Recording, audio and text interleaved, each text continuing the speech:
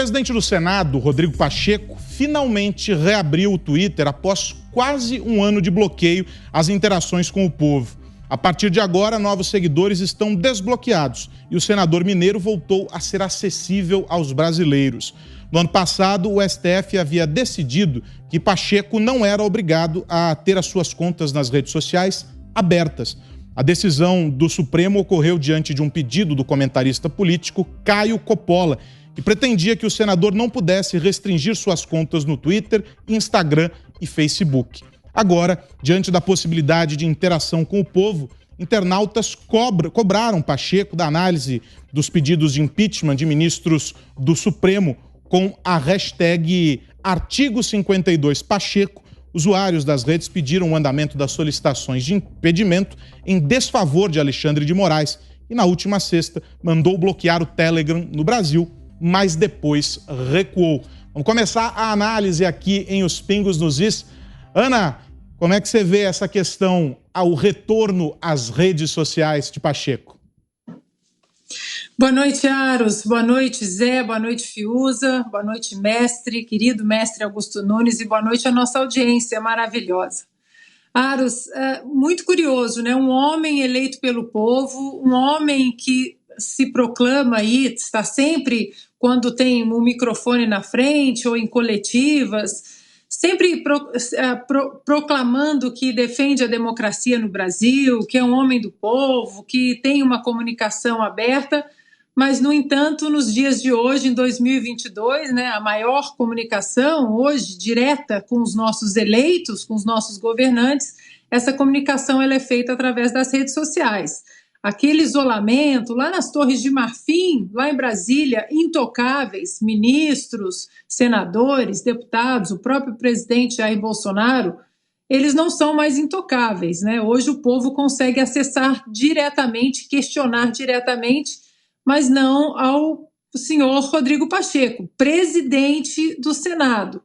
E dentro desse contexto que você trouxe, não é, Aros? Num contexto de irregularidades por parte do Supremo Tribunal Federal, num contexto de inconstitucionalidades, o brasileiro já entendeu, e eu acho que isso que incomoda também, viu, Aros, os ministros do Supremo Tribunal Federal e até senadores como o Rodrigo Pacheco, o povo gostar de política, e o brasileiro se apaixonou por política, o brasileiro hoje não sabe a escalação do time de futebol, da seleção brasileira, como sabia no passado, mas sabe a escalação da primeira turma, da comissão disso, da comissão daquilo, de quem votou contra a reforma, de quem votou a favor, e hoje isso parece que incomoda demais os senadores, esses que não querem falar com o povo, porque ainda temos bons políticos em Brasília que têm suas redes abertas, que fazem lives nas redes sociais e conversam diretamente com o seu eleitor.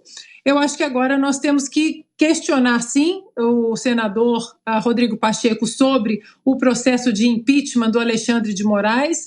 Espero que venha aí um processo robusto para que ele possa colocar em plenário, mas não vai dar nada, não tem importância, senhor Rodrigo Pacheco, coloca no plenário, deixa o brasileiro ver quem vai votar contra, quem vai votar a favor, e temos que questionar também, respeitosamente, ao vivo, sempre que algum eleitor encontrar o senador aí pelos aeroportos, já que é um homem do povo, né, é preciso que cobremos também ao vivo. E para finalizar, Aros, ainda estamos aguardando uma declaração do presidente do Senado sobre a detenção de um cidadão norte-americano no aeroporto de Brasília, a mando aí do ministro Alexandre de Moraes, o senhor Jason Miller, CEO do Getter, que foi detido em Brasília durante 4 horas, de uma maneira ilegal, num inquérito inconstitucional e ilegal, e até hoje, o presidente do Senado não se manifestou em relação a isso. Ele que se diz que protege o Estado democrático de direito, até hoje não sabemos o que ele pensa sobre isso. Fiuza, quero te ouvir também, meu amigo. Boa noite, Carlos Aros, bom tê-lo conosco aqui nos Pingos. Boa noite, Zé Maria Trindade, Ana Paula Henkel, mestre Augusto Nunes, boa noite a todos. Eu acho, Aros, que o Rodrigo Pacheco, mesmo presidente do Senado, ele abre o Twitter dele se ele quiser. Agora, acho que se ele não quiser abrir o Twitter, como ele ficou aí, né, que nós falamos, sei lá, um ano, ele devia buscar outro ofício, outra atividade. Porque ser um político e não querer contato com o público é uma coisa esquisita. E daí advém, eu acho, a simbologia desse caso, que vai muito além da pessoa do Rodrigo Pacheco.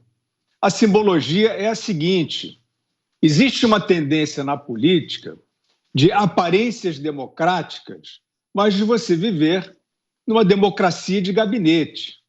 Está tudo montadinho aí, a gente tem falado ponto por ponto, centímetro por centímetro, desse esquema que é grosseiro, na minha opinião, que é você ter os gabinetes, os corredores, as canetas e uma imprensa que não é mais imprensa, né, em sua maioria, que é um consórcio, combinando com você qual é a realidade, né?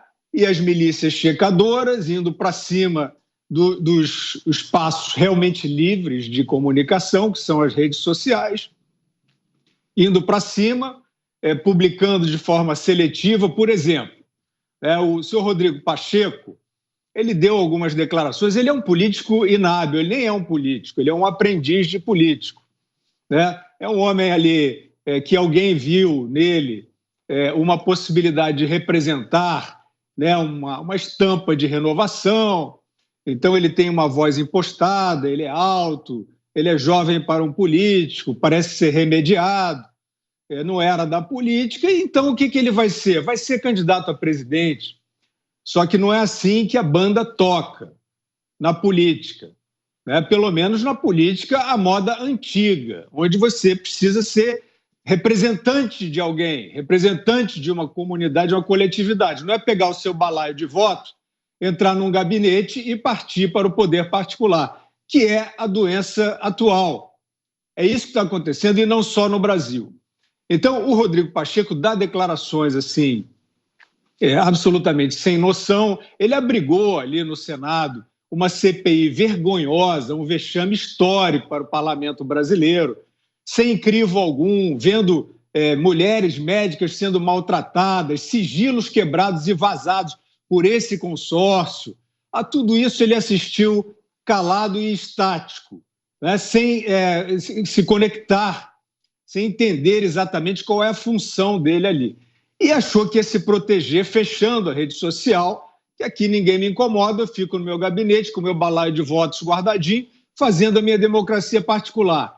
É essa a escola atual. Aí o clímax, o ápice disso, foi quando, no ano passado, nós tivemos algumas manifestações de dimensões gigantescas no Brasil, culminando com o 7 de setembro, uma manifestação caudalosa.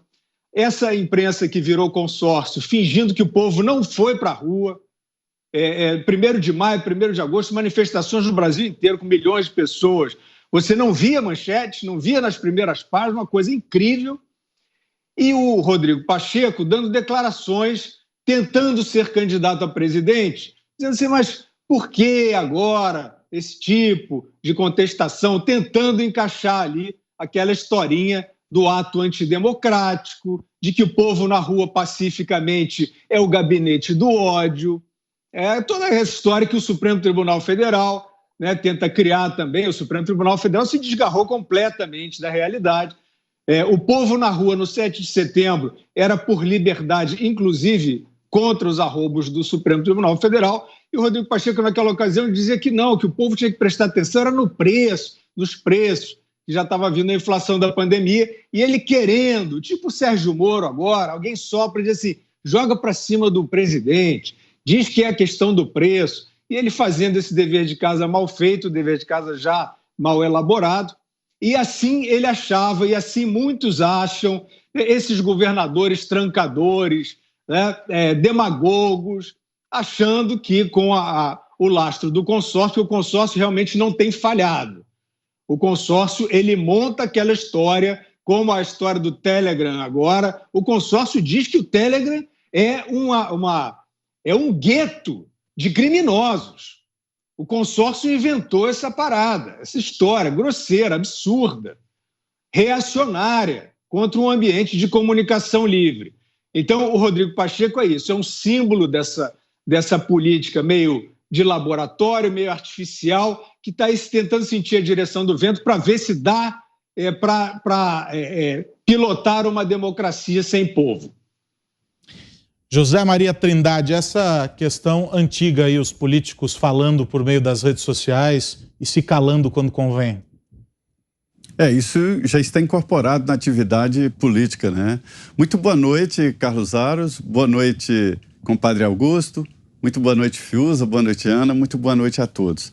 Olha, esse debate é o seguinte, há uma diferença clara entre o cidadão comum e o servidor público, né? O servidor público, ele não é obrigado a fazer nada que não esteja na lei, né? E vai além. Ele só pode fazer algo que está previsto e obrigado em lei. Isso para o servidor público, como é o caso do presidente do Senado, o senador Rodrigo Pacheco. Já para o cidadão, não. Ele só é obrigado a fazer algo ou deixar de fazer em virtude da lei. Compreendeu a diferença? Então, um servidor público como ele tem que ser regulamentado em lei. Só que a lei, lá atrás, diz que a atividade pública, ela tem que ser de uma maneira transparente e impessoal. Ninguém pode tomar conta de algo público como se fosse uma extensão dele, como se fosse uma propriedade dele. Então, a divisão que eu encontro nas conversas aqui é a seguinte: se a plataforma digital é pública, está sendo operada por funcionários assessores públicos e mantida pelo Senado Federal, ele é obrigado a abrir, ele é obrigado a transparência total, inclusive sobre o custo da plataforma. Se é uma coisa privada, não, mas veja bem, não dá para diferenciar. Ele já é um ente público, portanto, ele é obrigado, sim, a esta transparência. O Rodrigo Pacheco não é candidato, né? O mandato dele não será renovado agora. Ele foi eleito lá atrás, numa disputa, inclusive, contra a ex-presidente Dilma. Aí foi fácil, né? Chegou no Senado, havia uma impossibilidade de reeleição do Davi Alcolumbre, e ele foi o candidato que uniu forças ali contra, inclusive, a possibilidade de volta do Renan Calheiros. Então é por isso que ele chegou à presidência do Senado Federal. Mas, no momento, ele está empenhado em se reeleger, ou seja, continuar na presidência do Senado Federal. Veja bem que esse debate sobre impeachment de ministro do Supremo Tribunal Federal é longo e se arrasta. E não pensa que é só fora, não. No próprio Congresso existe esse debate. Qual é o debate? É que Rodrigo Pacheco, apesar de ter sido eleito com mandato para presidente do Senado, ele não é nada mais, nada menos do que um coordenador dos trabalhos do Senado Federal e do Congresso, né? Ele não é um senador a mais, um senador diferente, um senador mais votado, não. Ele é um senador da República. E as instituições, elas se organizam. A autoridade maior do Senado Federal é o plenário. Autoridade maior. A segunda maior autoridade do Senado Federal é a mesa diretora, uma definição da votação dos integrantes da mesa diretora, ou seja, vice-presidente, secretário, primeiro secretário, segundo secretário. Esta é a segunda autoridade. A terceira é que vem o presidente do Senado. Então, o raciocínio é o seguinte: ele, o presidente do Senado, não teria autonomia para simplesmente arquivar um pedido de impeachment. Ele poderia dizer não, mas a palavra final seria pela ordem, mesa diretora e plenário. Então, eu entendo que cada pedido de impeachment poderia passar pelo plenário se houvesse a decisão do presidente e, evidentemente, o número de assinaturas para levar o assunto à autoridade máxima, que é o plenário do Senado Federal. E isso não é feito. Então, o que acontece? Há uma desconfiança mútua aí de que o Supremo cuida do Senado e o Senado cuida do Supremo. Essa proteção é porque o Senado julga senadores e os senadores julgam o Senado. Está aí a armadilha fatal que impede qualquer possibilidade de votação de um impeachment de ministro do Supremo. Augusto, Pacheco demandado pelos internautas, então. Tá certo. Boa noite, meu amigo Carlos Aros, minha querida parceira Ana Paula, irmão Guilherme, compadre Zé, boa noite a você que nos acompanha. é cada vez maior, né, o abismo que separa o povo dos que supostamente o representam. Nas cidades menores, né, os vereadores não escapam desse contato, não. Eles têm que prestar contas ali, porque o povo vigia fisicamente, ele está fisicamente próximo. Eu gostaria de saber como é que seria o comportamento dos representantes do povo, porque é claro, né, os senadores representam o Estado, mas aos olhos dos eleitores que os elegem, né, eles representam o povo. Eu gostaria de saber como eles se comportariam se o Congresso continuasse no Rio de Janeiro.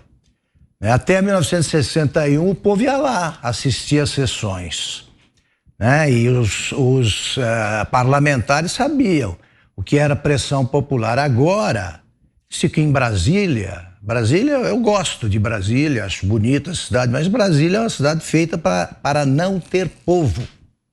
Não dá para ter, não tem esquina, não tem bar da esquina, não tem multidão.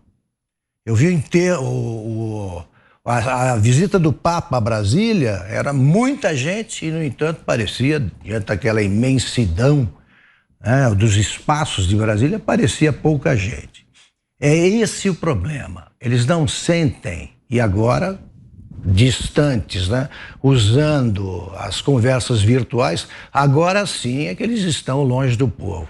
Quando eles dizem que vão visitar as bases, vão coisa nenhuma. Eles vão para descansar mais um pouco e saborear a semana de 3 dias, né? Eles trabalham só 3 dias. Agora, olha aqui. O Senado foi eleito pelo povo. O Supremo, nem isso. Os ministros do Supremo, nem isso.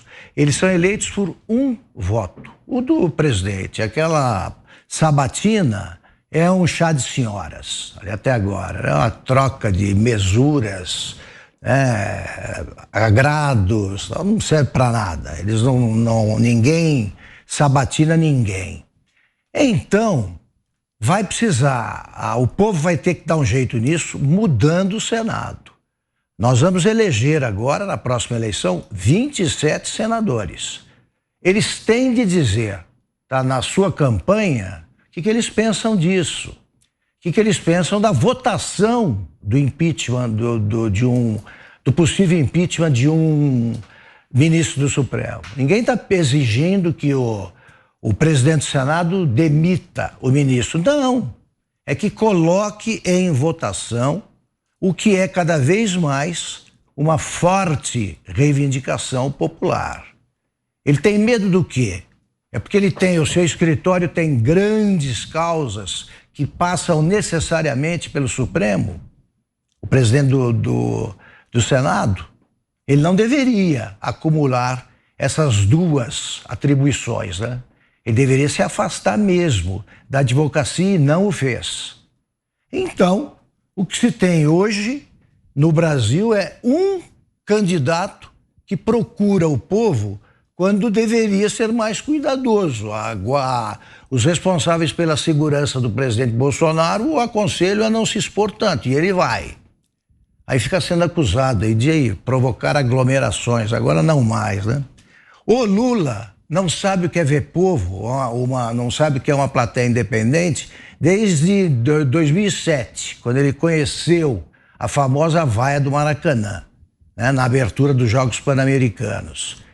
O Lula agora diz que não vai participar de comícios porque ele teme um atentado. O outro sofreu e sai. Ele, que sempre se diz o mais popular dos políticos, não sabe o que é povo independente. Então está tudo pelo avesso, né? O Partido do Povo, que é o PT, se der as caras aqui na Paulista, vai ter que providenciar uma segurança aí rapidinho. Então é o país do avesso e o povo procurando canais reais para manifestar a sua vontade.